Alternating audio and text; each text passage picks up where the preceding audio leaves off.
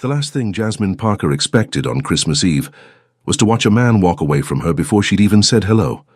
She sat frozen in the upscale restaurant booth, watching Choi Jun-ho's broad shoulders disappear through the entrance, his expensive black coat swirling behind him like a shadow. Around them, couples laughed over wine and candlelight, completely unaware that she'd just been rejected in under 30 seconds, a new personal record. "Mommy," Lily's small hand tugged her sleeve.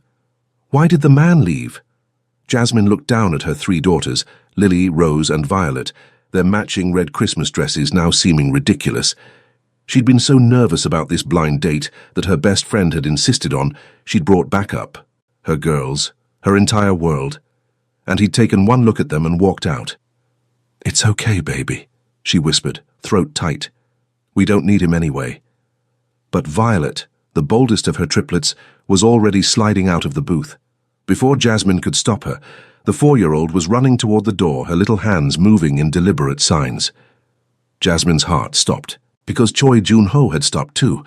He'd turned around, and he was staring at Violet with an expression that looked like he'd seen a ghost. 3 hours earlier, Jasmine had been trying to talk herself out of the entire thing. "I can't do this," she said for the 10th time, staring at her reflection in the bathroom mirror of her small Atlanta apartment. "What was I thinking?" "You were thinking that you're 32 years old, and you haven't been on a date since the girls were born," her best friend Maya's voice came through the phone on speaker. "And that maybe, just maybe, you deserve one night of adult conversation." Jasmine touched up her lipstick, a deep burgundy that Maya had insisted brought out the warmth in her caramel skin.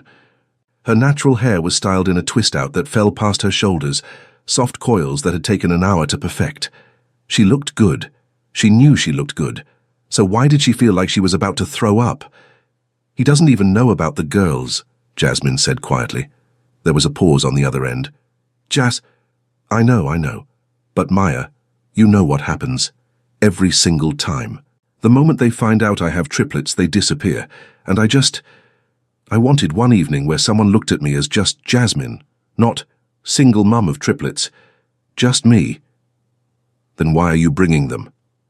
Jasmine looked toward the living room, where Lily, Rose, and Violet were playing with their Christmas stuffed animals, gifts from her mother that they'd opened early. "Because it's Christmas Eve.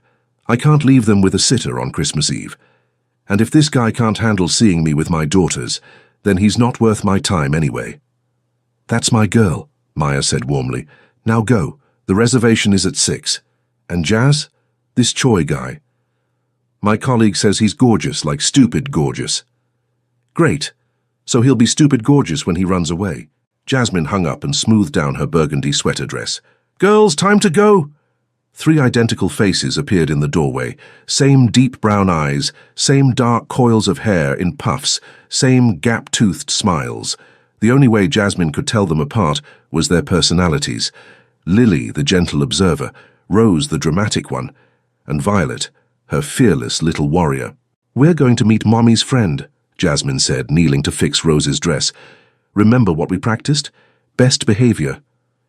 "Is he our new daddy?" Rose asked, with 4-year-old bluntness.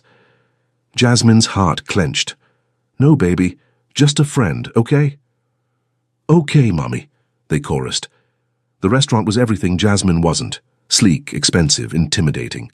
Crystal chandeliers hung from exposed brick ceilings, and every table held couples dressed in clothes that cost more than her monthly rent. She immediately felt out of place in her department store dress. "Miss Parker." The hostess smiled professionally, but her eyes flickered to the triplets with barely concealed surprise. "Your party is already here. Follow me, please." Jasmine's stomach dropped as they wound through the restaurant. She held Lily's and Rose's hands, while Violet skipped ahead, completely unbothered by the stares they were getting. And then she saw him. Choi Jun-ho sat in a corner booth, and Maya's colleague hadn't been exaggerating. He was beautiful in a way that seemed almost unfair. Sharp jawline, dark hair styled back perfectly, and a black dress shirt that did nothing to hide the powerful build beneath. He was looking at his phone, fingers moving rapidly across the screen. He hadn't noticed them yet. Jasmine's mouth went dry. This man was way out of her league. This was a mistake. This was... He looked up. His eyes were the darkest brown she'd ever seen, intense and unreadable as they locked onto hers. For one moment, just one, she saw something flicker in his expression. Interest, maybe. Or appreciation. Then his gaze dropped to the three little girls beside her. His face went completely blank. He stood slowly, every movement controlled and deliberate. He was tall, much taller than she'd expected, and there was something about the way he held himself that screamed danger, authority, power. Jasmine opened her mouth to explain, to apologize, to say something. But Choi Jun-ho was already reaching for his coat. He signed something sharp and quick. She didn't know ASL well enough to understand, and then he was walking past her. Just like that. He didn't say a word, didn't even look at her again. The humiliation was instant and crushing. "Mommy!" Lily's voice was so small, Jasmine couldn't speak. She just stood there, frozen as other diners pretended not to stare. And then Violet was running. "Vi, no!" But her daughter was already at the entrance, her small body blocking the door. Jasmine watched in horror as Violet's hands began to move. The ASL alphabet that Jasmine had taught them for fun, because it was pretty, and because Violet loved using her hands to talk. C-A-N-I... Choi Jun-ho had stopped dead in his tracks. His entire body was rigid as he stared down at the 4-year-old girl signing to him. Slowly, almost mechanically, he turned around fully. Violet continued, her face scrunched in concentration as she formed each letter carefully. B-E-Y-O-U-R-F-R-I-E-N-D. The restaurant had gone silent. Jasmine couldn't breathe. She started forward, desperate to pull Violet back, to apologize and get them all out of here before this got worse. But then Choi Jun-ho moved. He crouched down, bringing himself to Violet's eye level. His hands moved in fluid, perfect ASL, so fast and natural that Jasmine realized with a jolt that this was his language. He was deaf. The blind date had been with a deaf man, and she hadn't even known. Violet's eyes went wide with delight. She signed back, choppy and childish but enthusiastic. Choi Jun-ho's expression shifted, not quite a smile, but something softening around his eyes. Then Lily and Rose were there too, flanking their sister, and all three of them were signing at once in their limited vocabulary. It was chaos, half-formed letters, excited gestures, giggles, and Choi Jun-ho was watching them with an expression Jasmine couldn't decipher. Finally, he looked up at her. The intensity in his eyes stole her breath. It wasn't anger. It was something else, something that made her skin prickle with awareness. He stood slowly, and his hands moved in signs that she couldn't follow. Then he pulled out his phone, typed something, and turned it toward her. They know sign language. It wasn't a question. His face was still unreadable, but there was something underneath. Surprise, maybe, or disbelief. "A little," Jasmine managed, her voice shaky. "I've been teaching them, just fingerspelling mostly. I didn't know you were deaf. Maya didn't mention—" He was already typing again. "Why did you bring children to a date?" The bluntness stung, but Jasmine lifted her chin. "Because they're my daughters, and it's Christmas Eve, and if you have a problem with that, then this wouldn't have worked anyway." She expected him to leave again. Part of her wanted him to. Instead, Choi Jun-ho looked at the triplets, still staring up at him with wide, hopeful eyes, and something in his expression shifted. He typed, "I don't have a problem with it. I was leaving because I thought you brought your employer's children to avoid being alone with me, that you weren't interested." Jasmine's mouth fell open. "What? No. These are my daughters. Mine." His eyes swept over her face, searching for something. Then he glanced at the girls again, at their identical faces, their matching dresses. "Triplets?" "Yes." She swallowed hard. "I'm sorry if that's a deal-breaker. I understand if you want to leave." "I already left once," he typed, and this time there was the faintest hint of something that might have been humor in his dark eyes. It was rude. My mother would be disappointed. He gestured toward the booth, an invitation. Jasmine hesitated, then nodded. "Girls, come on. Let's sit down." As they slid into the booth, Violet insisting on sitting next to Choi Jun-ho, which he allowed without protest, Jasmine tried to calm her racing heart. This was already nothing like she'd expected. Choi Jun-ho ordered in ASL with the waiter, who signed back fluently, making Jasmine realize this restaurant must be deaf-friendly, and then turned his attention to the girls. He signed something that made Violet giggle, and soon all three of them were trying to sign back, their little hands clumsy but eager. "I'm sorry," Jasmine said, speaking while also using the basic signs she knew. "They're still learning. It's not very good." Choi Jun-ho typed, "They're doing perfectly. How long have you been teaching them?" 6 months, maybe.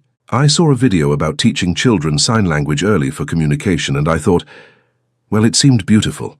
They love it." He watched the girls for a long moment, something unreadable flickering across his features. Then he looked at Jasmine, really looked at her, and she felt that gaze like a physical touch. "You're not what I expected," he typed. "Neither are you," she said honestly. "Maya didn't tell me you were deaf. She didn't tell me you had triplets." He paused. "Or that you were stunning." Heat flooded Jasmine's face. Before she could respond, Rose tugged on her sleeve. "Mommy, can we have the fancy bread?" Choi Jun-ho was already signaling the waiter. When the bread basket arrived, he signed something to the girls that made them light up. They each took a piece carefully, suddenly on their best behavior. "What did you tell them?" Jasmine asked. He typed, "That this is special Christmas bread, and we have to eat it like royalty." Something warm bloomed in Jasmine's chest. "Thank you." The dinner that followed was strange and wonderful. Choi Jun-ho barely spoke, typed to Jasmine at first. Instead, he focused on the girls, signing with them, teaching them new words and correcting their finger spelling with a patience that shocked her. Lily, usually shy, signed her name for him. He smiled, actually smiled, and signed it back perfectly, then showed her the sign for flower, since lilies were flowers. Rose demanded to know the sign for princess, and when he showed her, she practiced it so many times that Violet got jealous and insisted on learning warrior instead. Jasmine watched him with growing fascination. This man who'd walked out at the sight of children was now completely engaged with her daughters, treating them like they mattered, like they were interesting. "You're good with them," she said during a lull, signing as best she could. Choi Jun-ho's eyes met hers, and for the first time she saw something vulnerable there. He typed, "I don't have much experience with children, but I rarely meet hearing people who teach their kids to sign, especially this young. Is that unusual?" "It's extraordinary," he typed. Then, after a pause, "Most people don't think about us at all." The honesty in those words struck her. "I'm sorry." He shook his head. "Don't be. Tell me about you. Maya said you're a designer?" "Graphic designer, yes. Freelance, mostly. It lets me work from home with the girls." She hesitated. "What about you?" "I run several businesses, import-export primarily, some real estate." It was vague, Jasmine noticed, but she didn't push. "And you're okay with the triplets?" The question came out before she could stop it. Most guys run when they find out. Choi Jun-ho's jaw tightened slightly. He typed for a long moment. "Most guys are idiots. Your daughters are remarkable, and you raised them to be kind, curious, and brave enough to sign to a stranger. That says everything about who you are." Jasmine's throat went tight. Thank you." "Besides," he typed, and there was definitely humor in his eyes now, "Violet already asked to be my friend. I don't break promises to 4-year-olds. As if summoned, Violet signed something enthusiastically. Choi Jun-ho signed back, then typed for Jasmine. "She wants to know if I have a Christmas tree." "Do you?" He hesitated, then shook his head. "I don't usually celebrate." "Why not?" The question seemed to catch him off guard. His fingers hovered over his phone before he typed, "No one to celebrate with." The loneliness in those words was palpable. Before Jasmine could respond, Rose was pulling on Choi Jun-ho's sleeve, showing him something she'd drawn on a napkin with crayons the waiter had brought. He examined it seriously, then signed his approval. Watching him with her daughters, Jasmine felt something shift in her chest, something dangerous and warm. This was supposed to be a disaster, a blind date that went wrong. Instead, it was becoming something else entirely. When dessert arrived, chocolate cake that the girls devoured with enthusiastic abandon, Choi Jun-ho typed, "Can I see you again? You and the girls?" Jasmine's heart skipped. "So you want to see all of us?" "Yes, they come with you. That's not negotiable, is it?" "No," she said firmly. "It's not. We're a package deal." "Good," he typed. I wouldn't want it any other way. As they left the restaurant, the girls tired and sugar-high, Choi Jun-ho holding the door with that same careful courtesy, Jasmine felt the Christmas lights reflecting in her eyes. Outside, light snow was beginning to fall. Violet tugged on Choi Jun-ho's coat and signed THANKYOU. He crouched down again, and his hands moved in fluid signs. Jasmine caught enough to understand. "Thank you for being my friend." All three girls hugged him, and Choi Jun-ho, this powerful, controlled man who'd almost walked away, carefully hugged them back, his expression unguarded for just a moment. When he stood and looked at Jasmine, she saw everything he wasn't saying. "Tomorrow," he typed, "if you're free." "It's Christmas," Jasmine said. "We'll be home all day. Just us."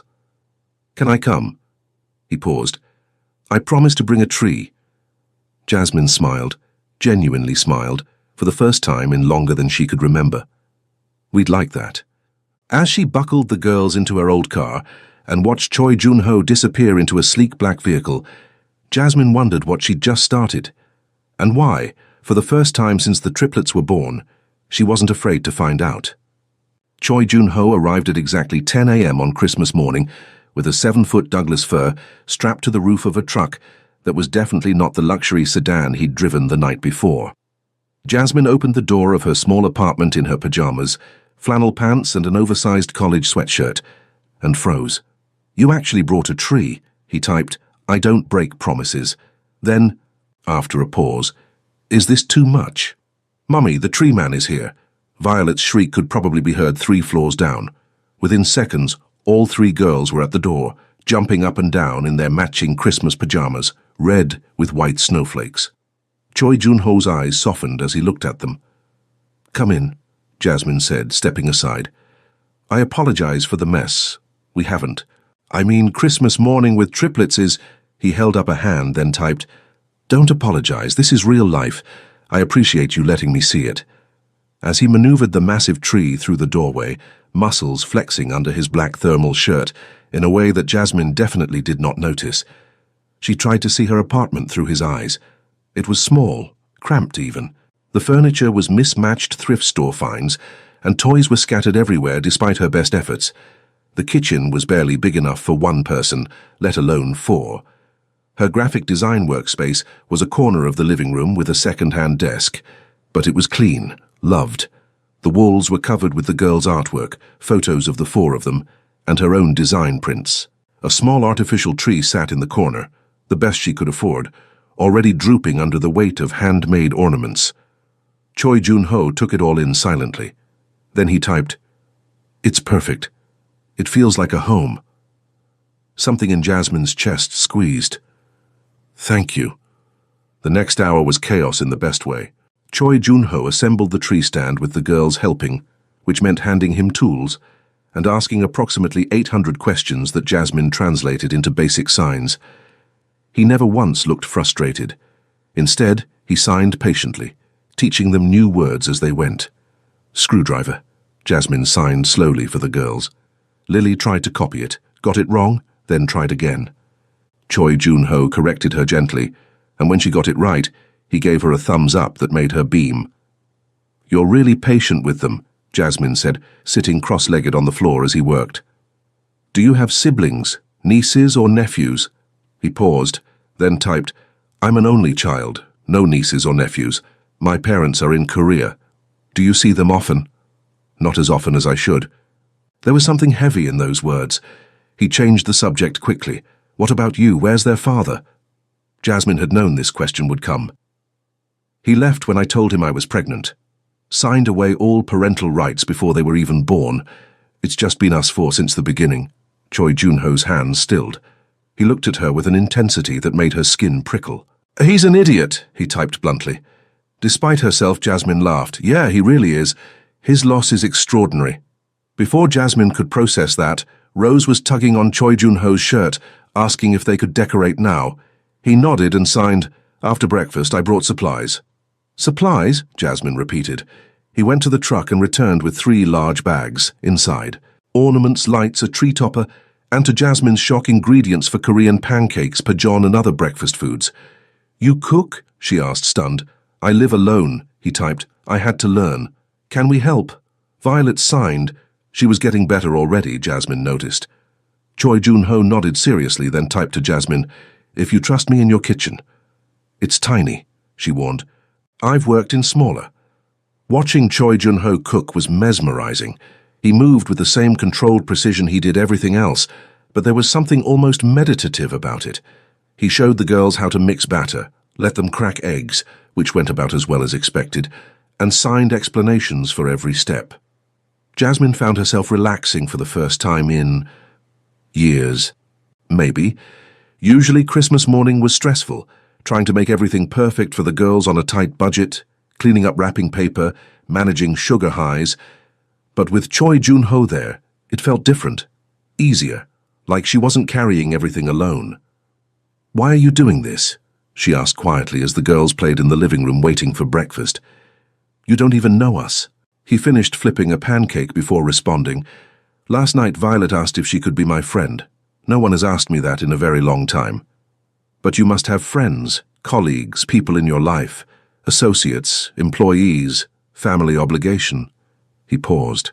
"Not friends, and definitely not people who learned sign language because they thought it was beautiful." "It is beautiful," Jasmine said softly. "The way you sign, it's like watching art." Something flickered in his dark eyes. He typed, "You're the first hearing person to ever tell me that." The weight of that statement settled between them. Breakfast was loud, messy, and wonderful. The girls loved the Korean pancakes, especially when Choi Jun-ho showed them how to dip them in sauce. He'd brought extra food, enough to last Jasmine days, she realized, and seemed pleased when she complimented his cooking. Then came decorating. Choi Jun-ho lifted each girl, one at a time, to place ornaments on the higher branches. Lily was careful and methodical. Rose wanted everything to match. Violet threw ornaments on with gleeful abandon. He treated each approach as equally valid. "You're a natural with kids," Jasmine said, handing him another string of lights. "I'm improvising," he typed, "but they make it easy. They're honest, no hidden agendas. Unlike adults? Unlike my world, yes." Jasmine wanted to ask what he meant, what his world entailed, but Violet was demanding his attention again, showing him a handmade ornament she'd created from popsicle sticks. It was mid-afternoon when Jasmine noticed Choi Jun-ho watching her, not the girls, her. She was on the floor, helping Rose untangle a string of lights, her natural hair falling in her face, still in her pajamas. She probably looked ridiculous, but the way he was looking at her. "What?" she asked, signing awkwardly. He typed slowly, "You're beautiful like this. Relaxed. Happy."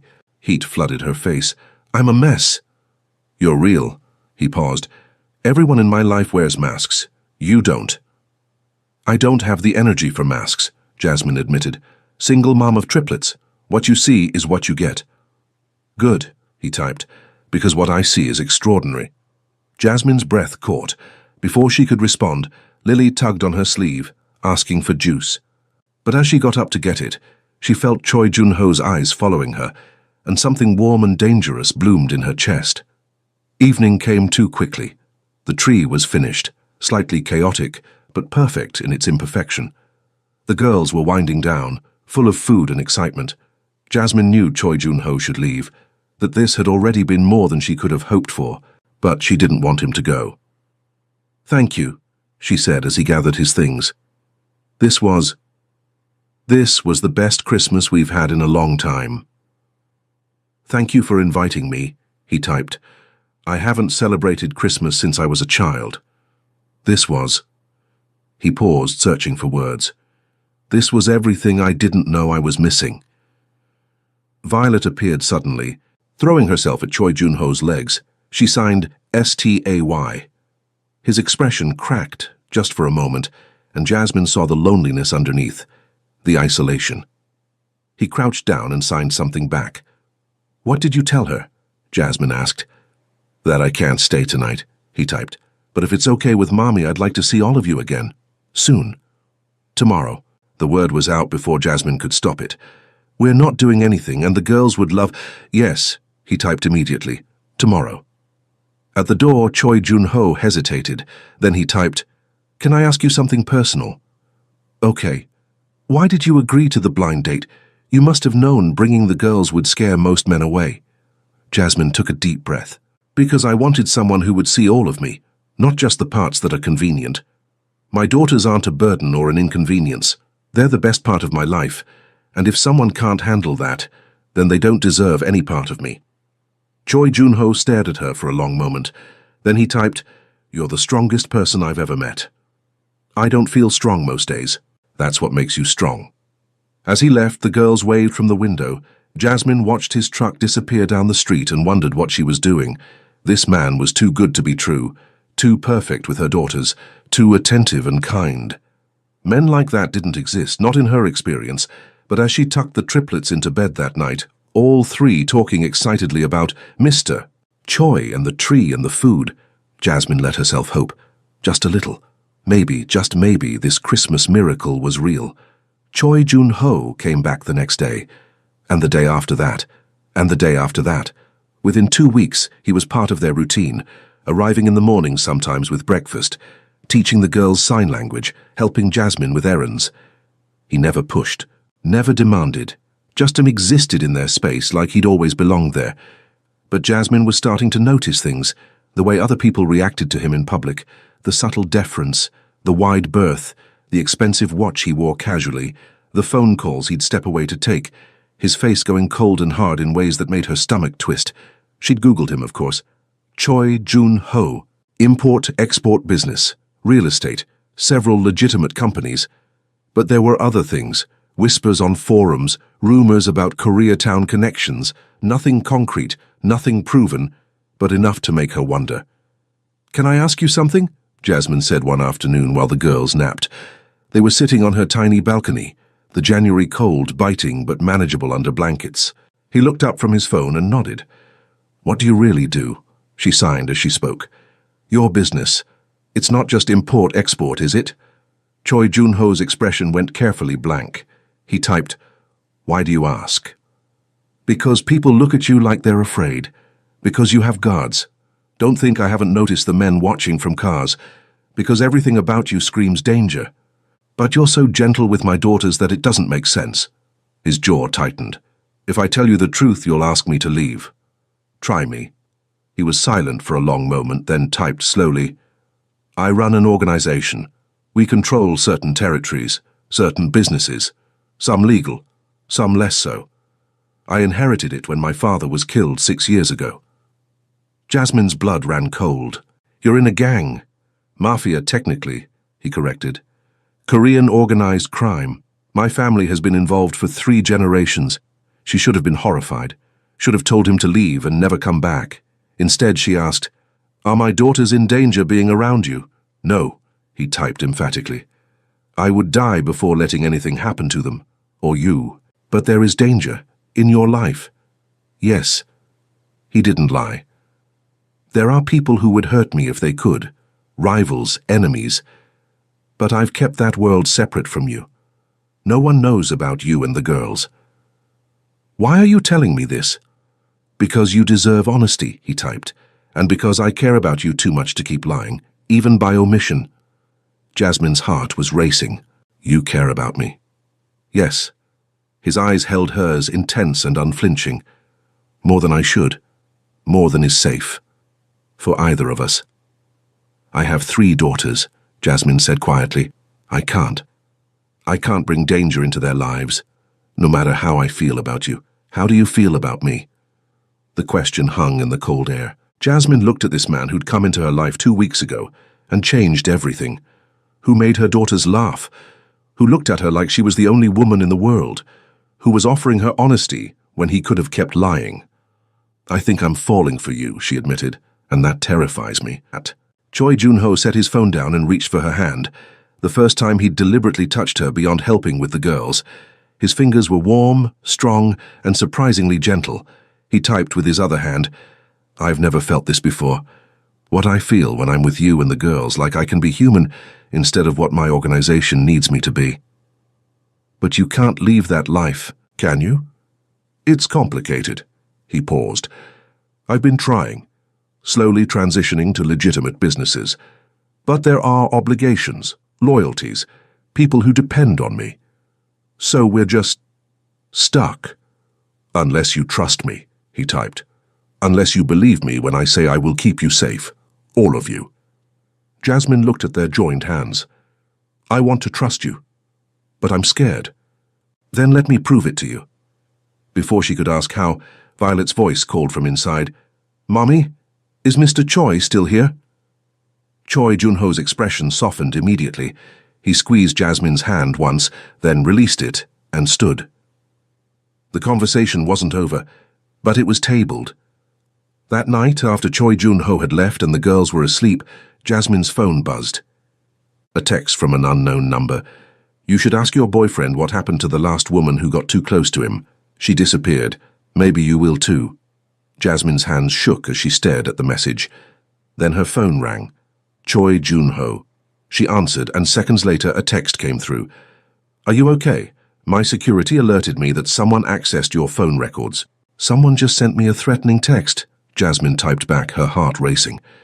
3 minutes later there was a knock on her door. Choi Junho stood there, slightly out of breath, his face hard with barely controlled fury. 2 men flanked him, guards obviously, and Jasmine finally saw the world he lived in. He pushed past her gently and typed, Show me. She handed him her phone with trembling fingers. His expression went lethal as he read. He made a sharp gesture, and one of his guards took the phone, already typing on his own device. This is Han, Choi Junho typed, nodding to the guard. He's tracing the number, it'll be handled. Handled how? Jasmine demanded. The person who sent this will be found and dealt with. They will never threaten you again. What about what they said about a woman who disappeared?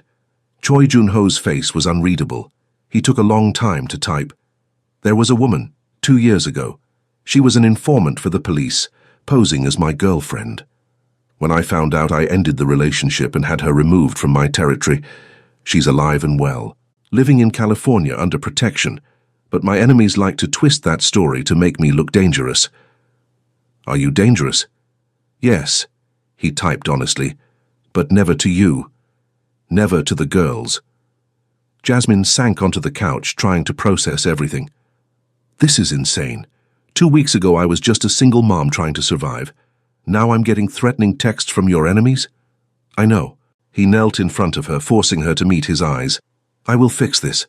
I'll find who did this and make sure they can never touch you again. But Jasmine... He paused.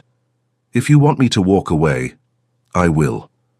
If being with me is too dangerous, too complicated, I'll disappear from your life. The girls will forget me eventually. No, they won't, Jasmine said quietly. Violet asks about you every night before bed. Lily drew a picture of you yesterday. Rose told her preschool teacher that you're her friend. They love you. What about you? The question was simple. The answer was terrifying. I think I love you too, Jasmine whispered. And I hate that I do, because this is so complicated and scary, and everything I swore I'd never get involved in. But when you're here, I feel safe, protected, like maybe I don't have to carry everything alone. Choi Junho's eyes closed briefly. When he opened them, there was something raw and vulnerable there. He typed, I've never told anyone this. I lost my hearing when I was 8, not an accident. Someone my father crossed came after our family. They held me down and ruptured both my eardrums with a knife, as a message. Jasmine's hand flew to her mouth, horror washing through her. That's the world I grew up in, he continued typing. Violence, revenge, fear. I learned to live in silence, to be stronger because of it. But I also learned to trust no one, to keep everyone at a distance, until you, Junho. You and the girls are the first people I've let in since I was a child, he typed, fingers trembling slightly. The first people who make me want to be better, to be more than what my family made me. And I am asking you, begging you, to let me protect you, to let me try to deserve you. Jasmine's eyes burned with tears. What if something happens to you? What if your enemies? Then I'll make sure you and the girls are taken care of, financially, protected, safe. He cupped her face with one hand while typing with the other. But I'm not planning on dying. I'm planning on living, with you, if you'll have me. This is crazy, Jasmine said, tears spilling over. We've known each other 2 weeks. I know. I have 3 daughters. A complicated life. No money, no status, nothing to offer someone like you. You have everything I need, he typed. You see me, the real me, not the organization, not the money or the power. You look at me like I'm just a man, and your daughter's signed to a stranger and asked to be his friend. Do you know how rare that is? How precious? Jasmine did know, because that's what she taught them, to be kind, to be brave, to see people as people. If I do this, she said slowly, if I let you into our lives completely, you have to promise me something, anything. You have to let me in too, all the way. No more secrets, no more hidden parts. If we do this, we do it together, as partners. Choi Jun-ho stared at her for a long moment.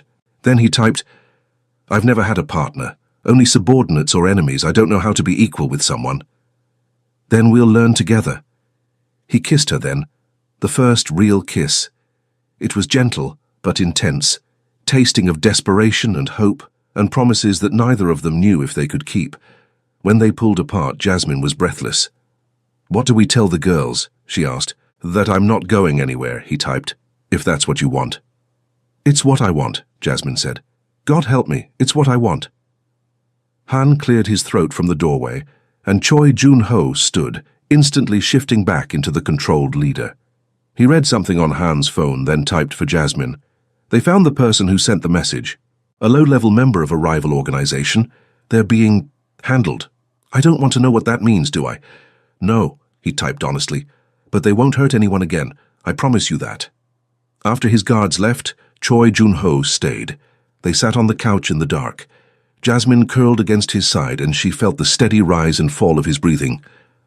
I'm still scared, she admitted. He typed, me too. Of what? Of losing this. Of losing you. Of failing to protect what matters most. Jasmine looked up at him. Then I guess we'll just have to not lose each other. He smiled, a real smile, rare and beautiful, and pulled her closer. Outside, snow began to fall again, and Jasmine wondered if this was what falling in love was supposed to feel like. Terrifying and exhilarating and completely inevitable. 3 weeks later, everything fell apart. Jasmine was picking up the girls from preschool when she noticed the car. Black sedan, tinted windows, following them. Her heart kicked into overdrive. She'd been careful since that text. Jun-ho had assigned guards, discreet ones who watched from a distance, but this car wasn't one of theirs. She pulled out her phone with shaking hands and texted Jun-ho, being followed, black sedan, license TK4589. His response was immediate. Drive to the restaurant on 5th. Park in back. Guards are en route. I'm coming. Jasmine's hands were steady on the wheel despite her terror. In the back seat, the girls were oblivious, singing some song they'd learned in school. She couldn't let them know she was scared. The restaurant parking lot was nearly empty. Jasmine pulled around back as instructed, and within seconds, 2 vehicles boxed in the sedan behind her. Jun-ho's truck screeched to a halt, and he was out in an instant, flanked by 4 men. His face was a mask of cold fury as he approached the sedan. Jasmine stayed in her car, hands gripping the wheel, watching in the rearview mirror. The sedan's door opened. A woman stepped out. Mid-30s, Korean, expensive clothes. She spoke rapidly. Jasmine couldn't hear or understand, but Jun-ho's body language was rigid with tension. The argument lasted 5 minutes. Then Jun-ho turned and walked back to Jasmine's car. He opened her door and his hands moved quickly. Take the girls inside, now. Don't come out until I get you. Who is she? Jasmine demanded. Someone from my past, he typed. Go, please. Jasmine wanted to argue, but the girls were starting to notice the tension. She unbuckled them quickly and hurried inside the restaurant. The owner, a deaf woman who knew Jun-ho, took one look at Jasmine's face and led them to a back room. She brought juice for the girls and tea for Jasmine, signing that everything would be okay. But Jasmine couldn't shake the feeling that it wouldn't be. 45 minutes later, Jun-ho appeared in the doorway. His shirt was disheveled, and there was a cut above his eyebrow that hadn't been there before. The girls ran to him immediately, and he crouched down, forcing a smile as he signed with them. But when his eyes met Jasmine's, she saw the storm underneath. Can we talk? She asked quietly. He nodded. They left the girls with the restaurant owner, who produced coloring books like magic, and stepped into the alley behind the building. Who was she? Jasmine asked immediately. Jun-ho typed, Park Min-seo. She runs a rival organization. We've had a truce for 2 years, but she wants to renegotiate terms. She followed you to send a message to me. A message that she knows about you and the girls, that you're my weakness. His hands were shaking as he typed. This is exactly what I was afraid of. So what now? Jasmine demanded. We just live in fear. No, he typed firmly. I'm moving you. Tonight. To a secure location. You and the girls. Guards around the clock until this is resolved. Resolved how? I'm going to end this. Permanently. The violence in those words was palpable. She crossed a line. No one threatens my family. We're your family now? Junho's eyes softened. Yes, you are. Jasmine's chest ached. I don't want to hide. I don't want to live like a prisoner. It's temporary, he typed. A week, maybe 2. Just until I can neutralize the threat. And what if you can't? What if this is always our life? Then I'll walk away, he typed. From the organization, from everything. I'll find a way out, and we'll disappear together. Start over somewhere safe. You'd do that? For you and the girls, I'd do anything. Jasmine believed him. But she also knew it wasn't that simple. What if they come after us anyway, she asked. What if leaving makes it worse? Then I stay and I fight, he typed, and I make sure no one ever threatens you again. That's not a solution. That's just more violence. It's the only language my world understands.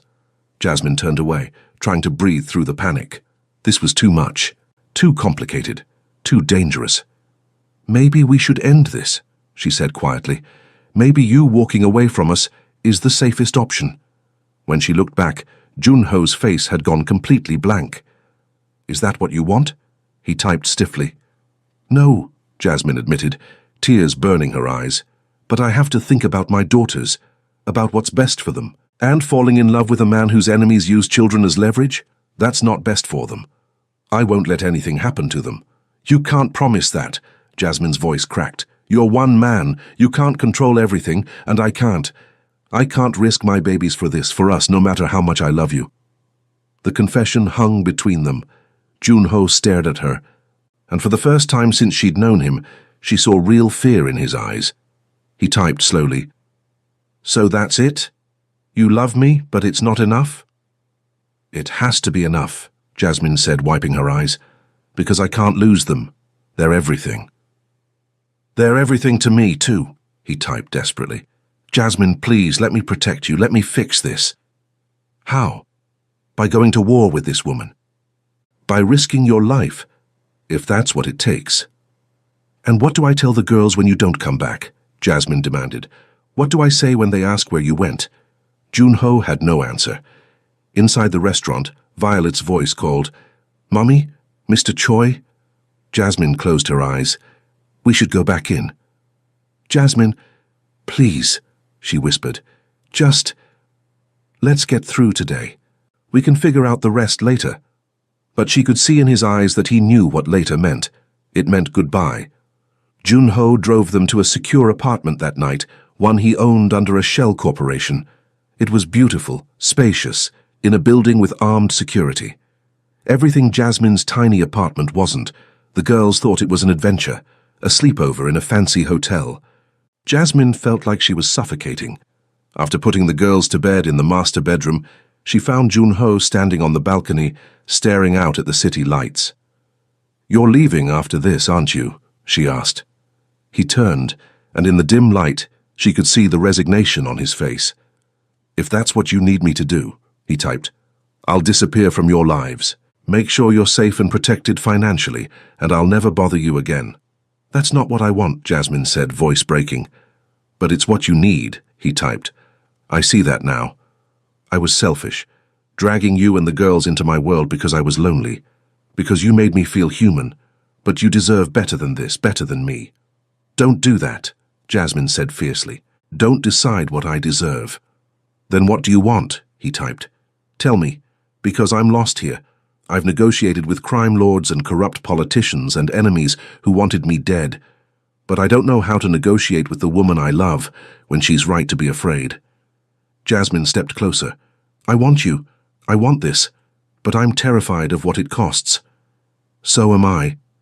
They stood there, inches apart, the weight of impossible choices crushing them both. I wish we'd met in another life, Jasmine whispered. One where you weren't who you are and I wasn't who I am, where it could just be simple. In another life, Junho typed, I wouldn't have been strong enough to deserve you. My past made me who I am, and who I am is someone who will fight for you with everything I have. Even if I don't want you to fight, then I'll find another way, he typed. I'll talk, negotiate, make deals. Whatever it takes to keep you safe without more violence. But I won't walk away. Not unless you look me in the eye and tell me you don't love me. Jasmine's breath caught. That's not fair. Nothing about this is fair, he typed, but it's real. And I'm asking you to trust me one more time. Give me 2 weeks to resolve this. If I can't, if you're still in danger, then I'll leave, I promise. 2 weeks, Jasmine repeated. 14 days, that's all I'm asking. She should say no, should protect herself and her daughters, should choose safety over this terrifying, consuming love. Instead, she nodded. 2 weeks. But if anything happens to you, he pulled her close and she felt the solid strength of him, the way his heart beat steady against her cheek. Nothing will happen to me, he typed. I have too much to live for now. That night, Jasmine lay in bed with her daughters, listening to them breathe and wondered if she was making the biggest mistake of her life, or the bravest choice. The next 13 days were a blur of tension and waiting. Junho came and went, his face growing more haggard each time. He wouldn't tell Jasmine details, for your protection, he typed, but she could see the toll it was taking. The girls noticed too. Is Mr. Choi sick? Lily asked on day 7. Just tired, baby, Jasmine said, forcing a smile. He's working hard. On day 10, Junho didn't show up at all. Jasmine's phone stayed silent, and her anxiety spiraled into full panic. What if something had happened? What if he was hurt? Dead? At midnight, her phone finally buzzed. I'm okay. One more piece to handle. I love you. She typed back with shaking hands. I love you too. Please be safe. Day 14 arrived. Jasmine stood in the apartment, watching the girls play and wondered if this was it. The deadline. The moment everything would change. At 3 p.m., there was a knock on the door. Junho stood there, flanked by guards. He looked exhausted but uninjured. And there was something different in his eyes. Hope. He signed to the girls first. They'd gotten good enough to have simple conversations now. They tackled him with hugs, and he held them tight, eyes closed. Then he looked at Jasmine. Can we talk? She nodded, and they stepped onto the balcony while the guards entertained the girls inside. What happened? Jasmine asked. Junho typed, I made a deal with Park Min-seo. She wanted territory and a percentage of certain operations. I gave her both. In exchange, you and the girls are off limits. Permanently. Written into our treaty. Anyone who touches you dies, no exceptions. You gave up your territory. Some of it, he confirmed. The parts that were most violent anyway. The parts I wanted out of. I kept the legitimate businesses and enough influence to protect what matters. So we're safe. Yes. He cupped her face with both hands. You're safe. The girls are safe. And I'm starting the process of transitioning completely out of the organization. It'll take time, maybe a year, but I'm done. I want out. I want a real life, with you, if you still want me. Jasmine's eyes filled with tears. You did all this for us? I did it for me, he typed honestly, because I finally have something worth living for. Worth changing for. You and Lily and Rose and Violet are my family now, and I choose you over everything else. What if the organization doesn't let you go? They don't have a choice, he typed. I've spent 2 weeks putting successors in place, transferring power, making myself obsolete. In 6 months, I'll just be another businessman, boring, legal, safe. Nothing about you will ever be boring, Jasmine said, laughing through tears. Can I kiss you? He typed. I've missed you so much. She didn't answer with words. The kiss was desperate and relieved and full of promises. When they pulled apart, both were breathless. So what now? Jasmine asked. Now we go home, Junho typed. To your apartment. We have dinner. We put the girls to bed. And we start planning our actual future. Together. Just like that? Just like that. He smiled. Unless you want something more dramatic. I think we've had enough drama for a lifetime, Jasmine said. Normal sounds perfect. They told the girls that night over pizza in Jasmine's tiny apartment, Back home finally, surrounded by their things, their life. Mr. Choi is going to be around a lot more now, Jasmine said carefully. Is that okay with you three? Forever, Violet signed. She'd learned that word last week. Junho looked at Jasmine, asking permission with his eyes. She nodded. Forever, he signed back to Violet. If that's okay with all of you. All three girls erupted into cheers. Later, after the girls were asleep, Jasmine and Junho sat on her tiny balcony again, wrapped in blankets against the February cold. I have a question, Jasmine said. Okay. That first night, when you walked out of the restaurant, why did you really leave? Junho was quiet for a long moment before typing, I thought you were a wealthy woman who'd brought her employer's children to avoid being alone with a deaf man. I thought it was pity. Or worse, that you were scared of me and using them as shields. And when Violet signed to you? Everything changed, he typed, because in that moment I realized that you'd taught your daughters to communicate with people like me, that you saw sign language as something beautiful, not a disability. And then I looked at you, really looked, and saw that you weren't pitying me or scared. You were nervous, hopeful, real. I was terrified, Jasmine admitted. I thought you were way out of my league. You are completely out of mine, he typed. A woman who raises 3 daughters alone, works full-time, and still has the energy to teach them kindness and courage, that's not out of my league, that's a different universe. We're quite the pair, Jasmine said. The single mom and the former crime boss. Former crime boss in training, he corrected. I've still got 6 months of transition. It's going to be complicated. When has anything about us been simple? He laughed. She'd learned to recognize the silent shake of his shoulders, the way his eyes crinkled. Never, he typed. And I wouldn't change a single moment, not even the part where I almost ended things. Especially not that part, he typed seriously, because it showed me what really matters. I'd give up everything. Money, power, respect, if it meant keeping you and the girls. And I did, and I'd do it again. Jasmine leaned her head on his shoulder. I love you. He kissed the top of her head, then typed, I love you too. All 4 of you. From inside, Violet's voice called, Mommy, Mr. Choi, I had a bad dream. They looked at each other and smiled. Duty calls, Junho typed. Together they went inside to comfort a 4-year-old who'd already wrapped both of them completely around her tiny finger. And Jasmine thought that maybe, just maybe, this strange, complicated, beautiful family they were building was exactly what all of them had needed all along. 18 months later, the house was chaos in the best possible way.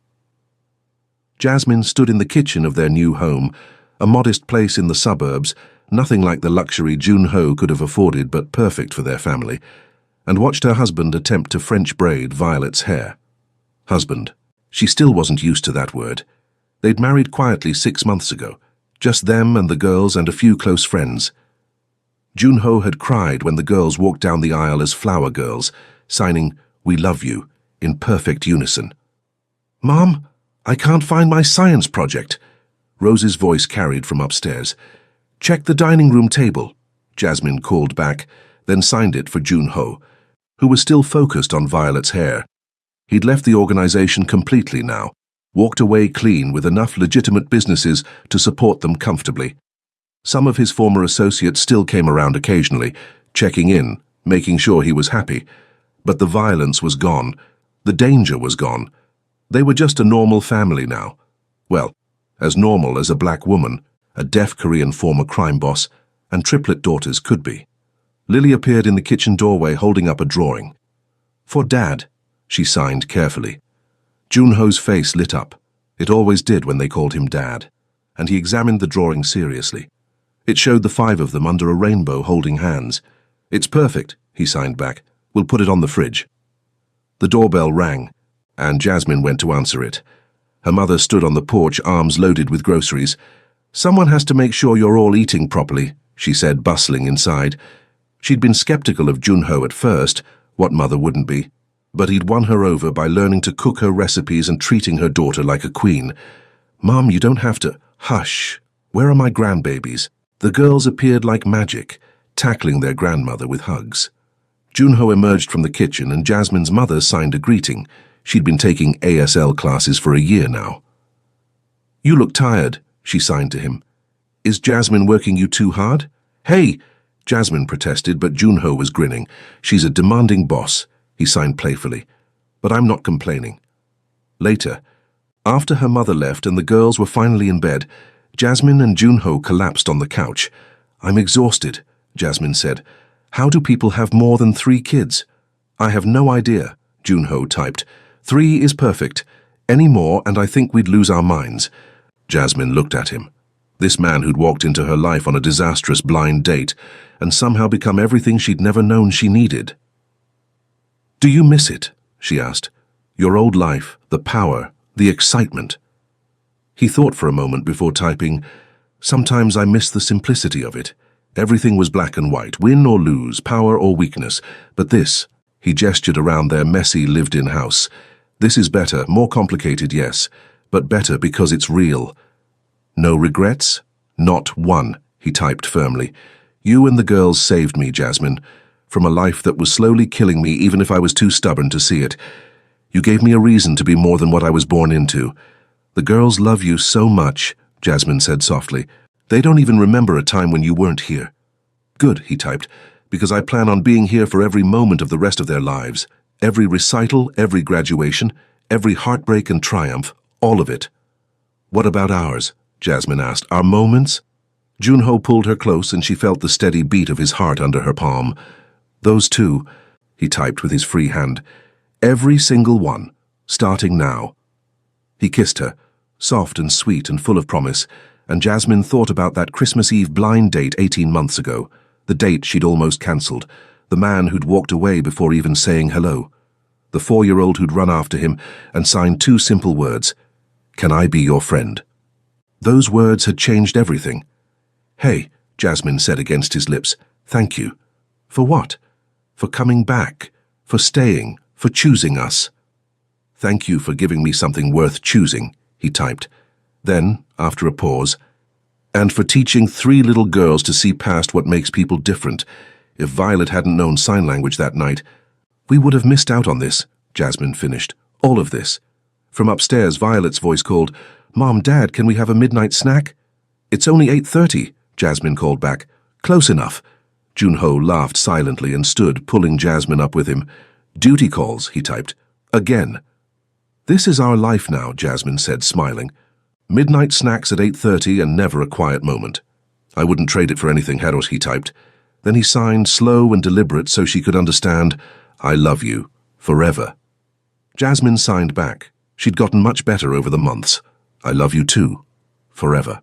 As they headed upstairs to negotiate with 3 determined 4-year-olds about appropriate snack times, Jasmine caught their reflection in the hallway mirror.